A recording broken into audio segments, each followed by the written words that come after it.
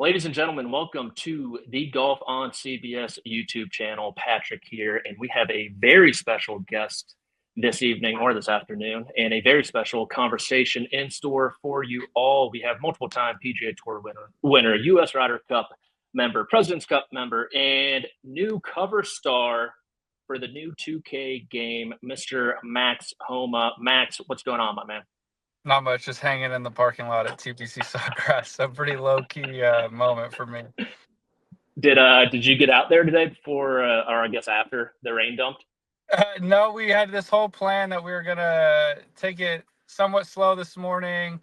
I told everybody this to do at around 4, and so I was like, "Oh, we'll go play at 12 and be good." And then they said that everything opened at 12. I didn't read it quite right, so we started to walk to the tee at 12:30, and found out quickly that it was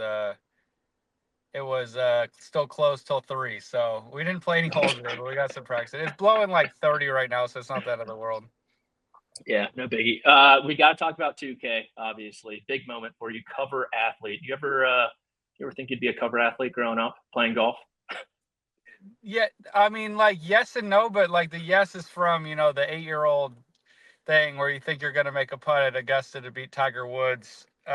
So there's like a lot of delusion in that, but you start to hit your teens and you don't ever think that. So I definitely didn't think I'd be on one with Tiger Woods. So no, the firm answer is no. I'd like to say that we all dream a bit, but that's a bit aggressive. Are you a gamer yourself at all? I am. I need to start playing this 2K more. I play a lot of not a lot, so I have a 2-year-old, but I play some video games at night. But my friends love 2K, so I was fortunate enough to give my 3 best friends I play with, I got them the code for the game, so they've been playing a lot. I know they do like a rivals thing. It was pretty funny because me in the game was a rival of one of my buddies, Josh. And so he sent me a picture of basically my character talking trash to him. So it was pretty awesome. Nice. Like you mentioned, you share the cover with Tiger Woods. You also share a TGL team with him too. How has it been to further your relationship with someone who you admire so much? Yeah, I think we're going to vacation together pretty soon. Oh yeah. Yeah. No, it's pretty cool. I mean, I've been lucky. The first time I met him was very briefly back in like 13, and then in 19, after I had won, I felt like I started to talk to him a bit more. Like, he came up to me and ended up seeing him twice that week at Memorial. Got to actually have like a conversation. That was awesome. And then as time's gone on, I won his golf tournament. So then we got to hang out like that whole afternoon, which was sweet. And since then, yeah, I played with him twice, but he's just become like very helpful. Like, I know he's been more helpful to the young guys, but I just feel like I've been on the lucky end of that. Chatted to him a lot about golf. Also just chatted to him about nothing, which is fun. But you talk about like ever thinking you're gonna be on the cover of a video game.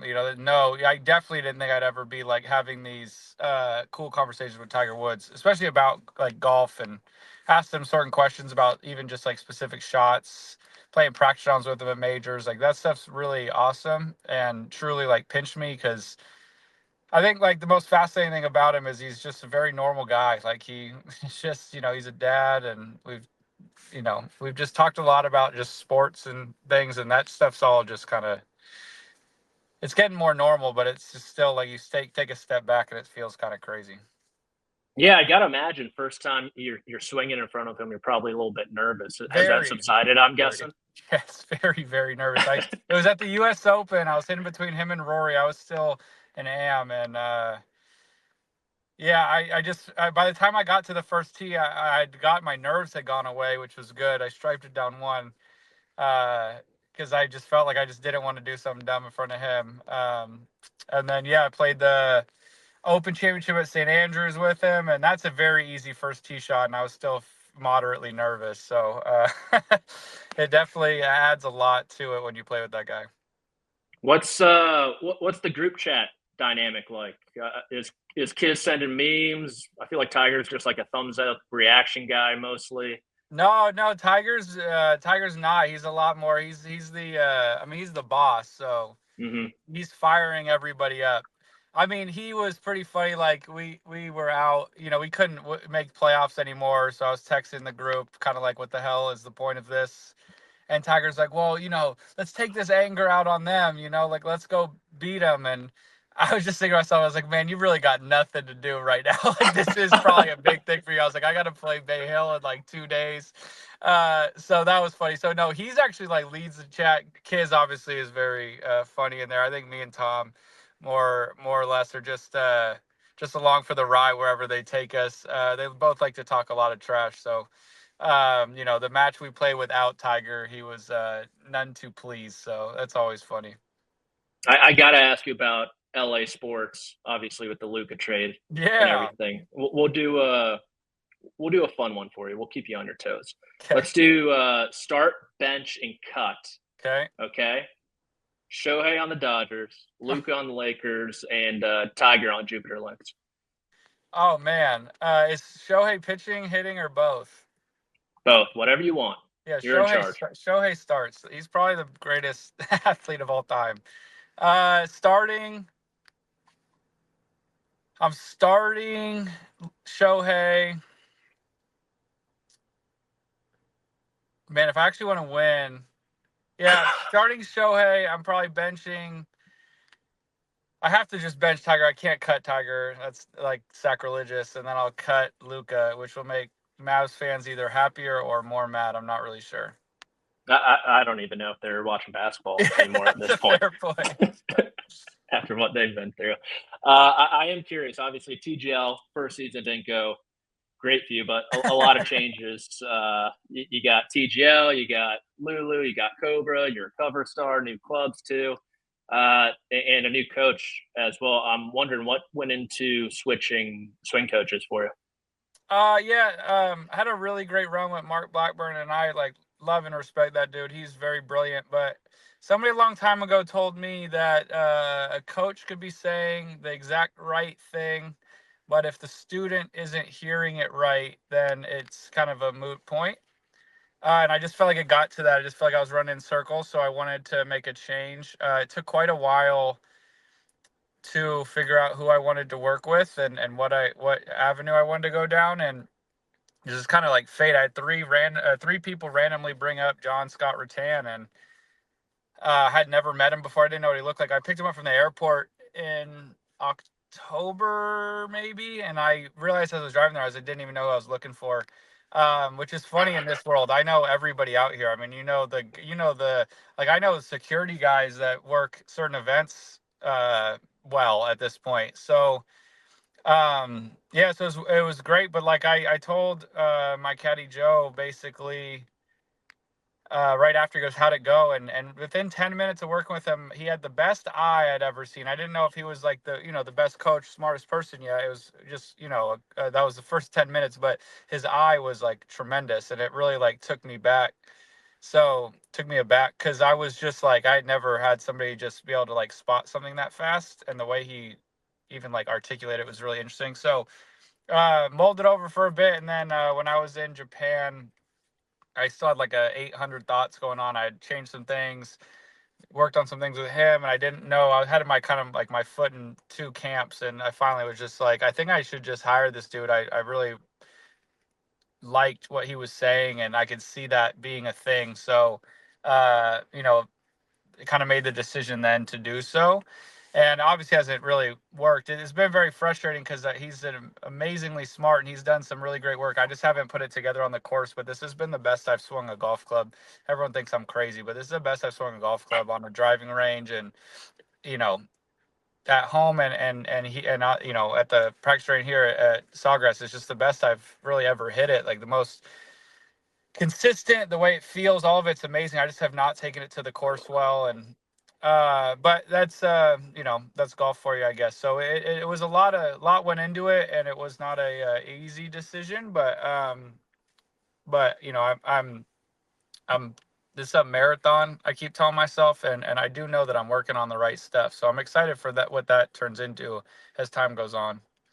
What are you guys working on specifically? Really nerd out for us. Yeah, I'll nerd out. In Yeah. general, just like always, I've really struggled with just staying in my posture in my golf swing. So I don't like, my trainer, Jason Glass, who works really close with John, uh, he says I look more like a rotary athlete now. So I have a lot more turn. I was a slider and a thrower. And this is the nerdiest part, but the biggest thing that was really hard that I had never dealt with was when I made the switch. I hit it really well in Hawaii. And I played quite well. I mean, it's a golf tournament that if you don't make every putt you look at, you kind of just, it doesn't look as good. But I was really, really excited when I left there because my game felt awesome, tee to green. Mhm. And then when I got to San Diego, and even when I got home like that the week after, I just like, was not hitting the ball solid. And one thing I've always like leaned on, at least with my irons, is I've always just flushed it, and I was not hitting it like solid at all. I wanted to withdraw from San Diego, but I don't like doing that, and I should have, because it was just all over the place. And what we realize is, your bottom, so like where your impact location and all that had changed so much, because I used to slide a bunch and then throw the golf club into the ground a bit with not much shaft lean. And then what happened is I started to turn better, but I had no like shaft lean. So I was hitting the ball off the bottom of the face, top of the face, like everywhere. Like I didn't know when to release the club, and that just took like a lot of time. So it was like I didn't really make any massive changes to my golf swing, to be honest. Like sometimes your backswing starts to look different because you're not focused on it, but for the most part we're trying to keep a lot of it the same, just rotate better. And so when it threw off my low point, my golf for 2.5 weeks got like horrendous. And you're playing like real, hard golf courses and all Yeah. those things. And then when we got to waste management, he was out there, and he just kind of showed me this thing about like how to kind of get into my turn and like stay down on it, and that kind of put my hands in front of the ball at impact. And then it was like it was a day, a complete like 180. I hit it so unbelievably well in the practice at Waste Management. I know I shot a million the first day, but I haven't driven the ball like that in my life. I mean, I only got to play 2 rounds, but I drove the hell out of it. And I just like my golf just isn't very good. Getting the ball isn't very good. I've spent the last, I would say, year and some change working on my golf swing, and that's a me problem. I haven't spent enough time on my touch and on my like on all the little things. So that's where the season's kind of taken a left turn. Even though, since Waste Management, my golf swing feels like it's in a whole new place in a good way. So it's been very frustrating and a lot of deep conversations. But like last week was kind of it's like just exactly what the my issues are in the season. I mean, I went out in the first round at Bay Hill and it's blowing like 30. It's freezing, and I think I hit my first 8 of my first 9 greens, and I was 4 over. I had like 4 or 5 3 putts, and it's just like all the little things you just kind of forget to do in a way because you're so hyper focused on like fixing something. And I think I finally gotten to the point where I don't need to fix anything. I just need to like work on winning a golf tournament. So hopefully that starts to shape up a little bit. Yeah, I was going to ask during this stretch of the season with Torrey twice, you throw in Bay Hill too, if it was difficult not to revert back to old habits, but it seems like you've turned a corner with the full swing. It's just more cleaning up, some messy stuff here and there. Yeah, I mean, for sure. Like there are certain events that open like that like my creative side comes out really well. Like last year I Hmm. swung it horrendous at Riviera, but I always play well there, and I see the golf course, I see the shots. And I played last year, even though I played awful, I still got like 15th or something, just because like I play the game. And not getting to go there this year was kind of which I'm glad we didn't, because they're going through hell there. But it was funny because I had to go back to Torrey, and Torrey is not, I've played well there, but it's not, it's a very like A to B golf course. There's not a ton of Yeah. creativity there. So I never got to get out of that like funk mentally. And then that's why like kind of on Thursday after Bay Hill, when I played so well and shot so high, I shot 81. And it was just like, what is happening? Because like I don't go to the range and work on anything. Like everything's there. And it was really just like, hey, like this creative part of you is like kind of been diminished. And so trying to work on that in practice and like prep differently and like get ready to play a golf tournament instead of getting ready to hit the ball well type thing. And so we went out on Saturday and had a fun day at Alworth. I played awesome. So it was kind of fun to throw up like a low round, but it was like a fun day. We're messing around. We had like a little game, it was 4 of us, and just trying to put my mind in that space. And I did that better on Friday at Bay Hill. But yeah, it's just the courses are hard, man, they suck you into trying to be perfect. And I'm already way too far on that end, and then it just like exponentially makes it worse. So this is a really good week here at Players to get back to being creative, because you need to hit golf Yeah. shots and you need to be very artistic and you need to blend like your swing thoughts into actual golf shots. And I mean, that's what everyone's been hyper focused on me to do. It's just been, haven't done a good job of it. Yeah. Would you consider yourself? It feels like every golfer is process oriented this day and age. Yeah. Or do you consider? Yeah. When you're going through maybe swing changes or dip in form, whatever it may be, do you find yourself maybe tilting more towards like result oriented? And that's kind of where frustration can come in. And kind of how hard is it to? I mean, I hate to pull the Joel Embiid quote, but like trust the process. Yeah. It's different. I'm really good at that off the golf course, like rationalizing what this is. Like it's really frustrating. Like Mm-hmm. I'm not in two majors as of now. I'm like 150th on the FedEx. Like this is a disaster. But if I look at like a 10-year window, let's just say, to play golf, like I am in a very good spot and I'm able to like do that as I'm sitting in my car. But when I'm playing around and I'm 3, 4 over, 5 over, it's very hard to feel that. So it goes in waves. So like I do trust the process. I leave and I'm very like depressed and sad about my golf, but I'm not worried that I'm not doing the right like stuff. Like I know what we're working on is like very right. It's just like I'm begging for a good round here. It's just to like break through the wall. So again, it's just harder on course in event than it is at home for me. Like I go home, I do the same stuff. I know again what I'm working on is accurate and that I'm doing things I need to do. But that's why we kind of had a talk that Thursday about kind of changing some prep for this week and like getting back into the mindset of like how do you prepare to win a golf tournament and not how do you prepare to hit the ball the best you can, because you just hear that the most from the best players. And there's rounds you hear Scotty talk about how he just swing felt awful, and you look up and you're like, but you shot 4 or 5 under. Like, how'd you do that? And it's like I've just gotten so far away from that. I'm Mm-hmm. already like too much of a mechanical, technical thinker. So like I have to open up the other part of my brain, like really work on that side to like even just get back to like the middle.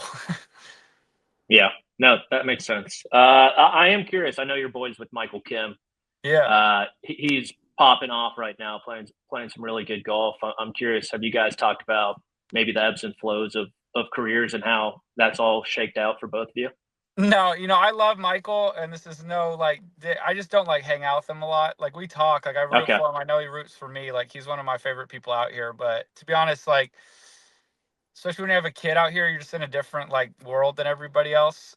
So again, I'm like rooting like crazy for him, and I'm really stoked to see his game back. And I would be the first to say I'm not surprised in the least. But yeah, you just don't really have. I have one guy out here that I really like talk deep golf with, and life and stuff, and it's just it gets busy to do that with a lot of people. But guess like he's just like a great reminder in so many ways, and I know him so well and how he thinks and how he works that like when you see someone like Michael go through a struggle, like you're definitely shocked because I know how amazing he is, but it just reminds you like how hard the game is. Like it gets people. Like it doesn't necessarily get everybody, but it gets a lot of people. So it's kind of like a sobering thought to be like, well, if it could get somebody like Michael, then it could get somebody like me, and it could get somebody like most of us. So just kind of keep putting one foot in front of the other, keep working hard, and wait for the wait for like the good day to come out, and things will get better. So he's just another good reminder, not just for myself, but just for anybody going through it, that like there's light if you just kind of keep digging, keep working at it. I like that.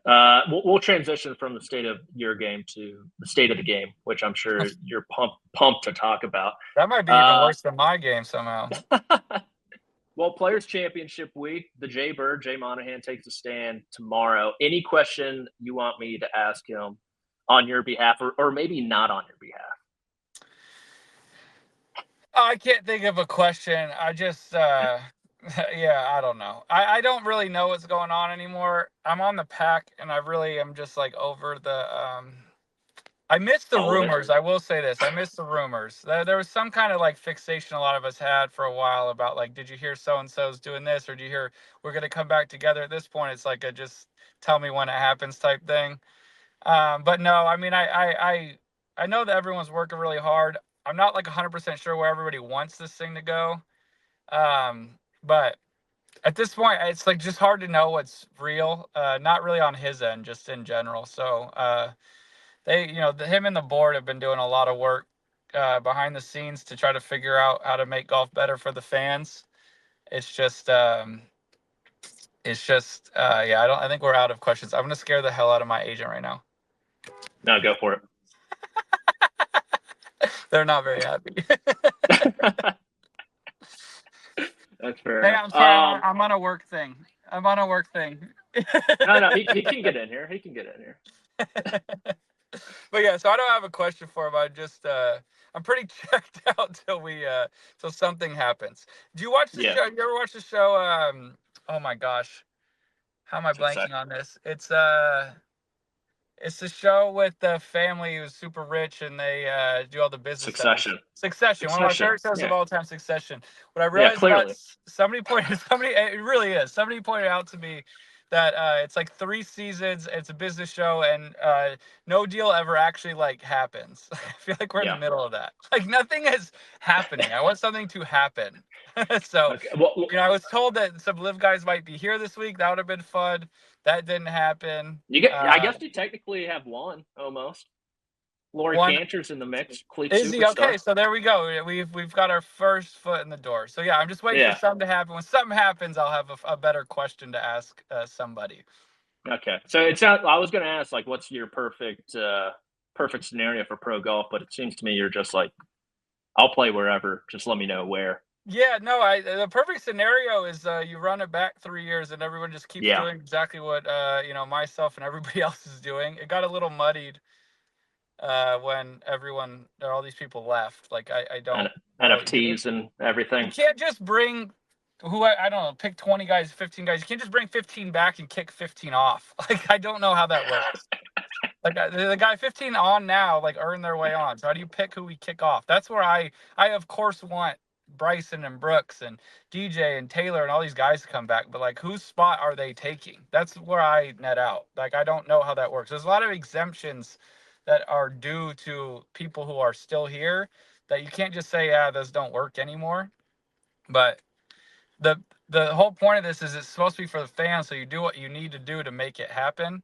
But there are people's lives out here that earned a tour card that I don't know what you do with that.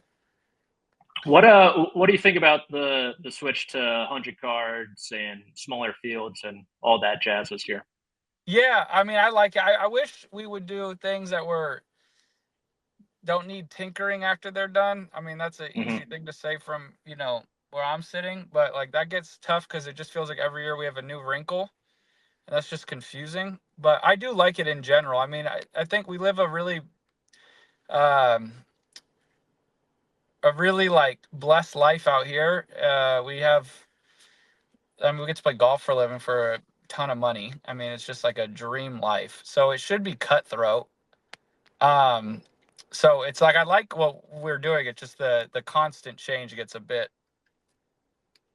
busy, but I mean, the changes don't change like we're thinking, like we're trying to win FedEx Cups and win golf tournaments, so that's still a part of it. If you're starting the season off thinking, oh man, there's 25 less cards, like then you're kind of mentally like a little bit behind the 8 ball. So I don't really fixate too much on that. Okay. We'll get you out on this one. Every time I have a player on, I got to ask for a tip because my game is in disarray. So for you, what I've been most impressed is kind of your sense of the moment. Seems like you really rise to the occasion, whether down the stretch of the tournament, Ryder Cups, President's Cup. Is there any calming technique that you use, or how do you explain that? Experience, practice, just putting yourself through the ringer?